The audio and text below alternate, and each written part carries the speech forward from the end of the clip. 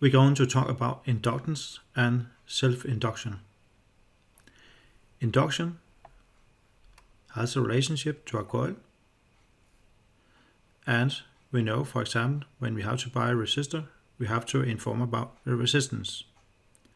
And if we have to buy a capacitor, we have to give the information about the capacitance.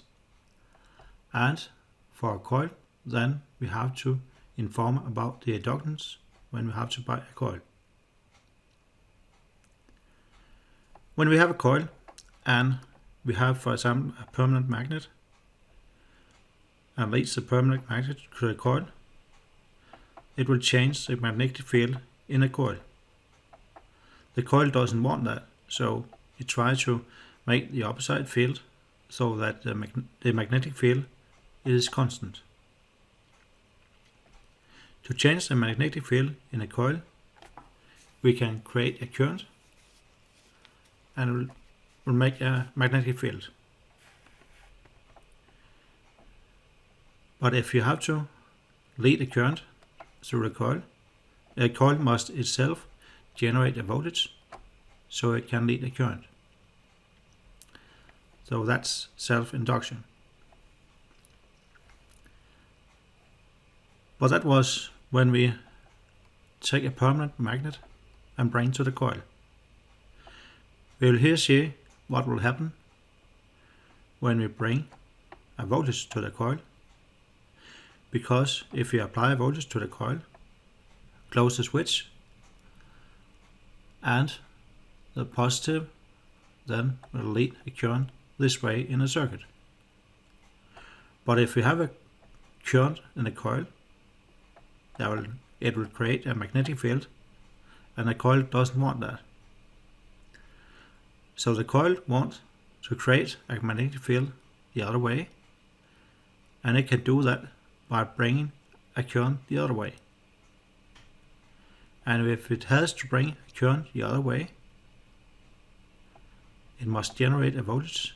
We call it ES, electromotive force, and self-induction.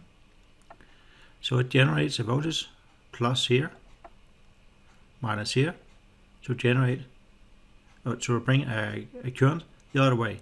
So the magnetic field is neutral. So that's why the coil also generates a voltage if we apply a voltage to the coil. It will try to stop the magnetic field. And if we have to calculate this voltage, we know that it is the change in field over time and multiplied by the number of revolution or turns on a coil. The field is the same as a field density multiplied by the area.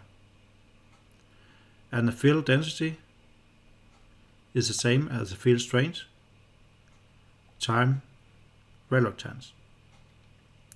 We know here the reluctance is the number for vacuum multiplied by a relative number, how many times the material over here is better to conduct magnetic field than vacuum.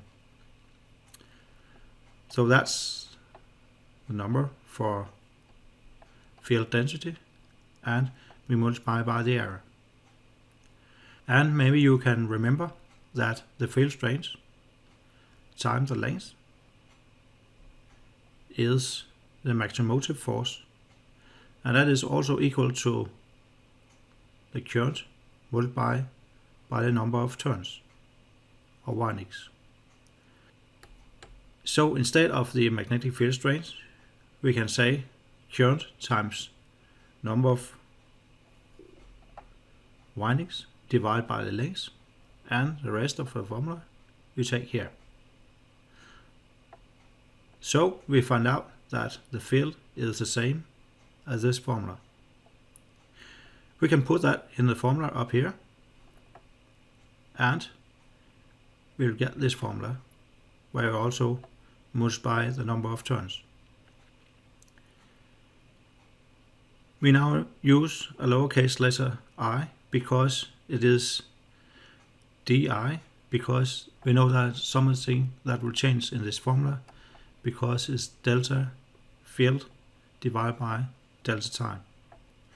And up here, the only thing that could change in value is the current.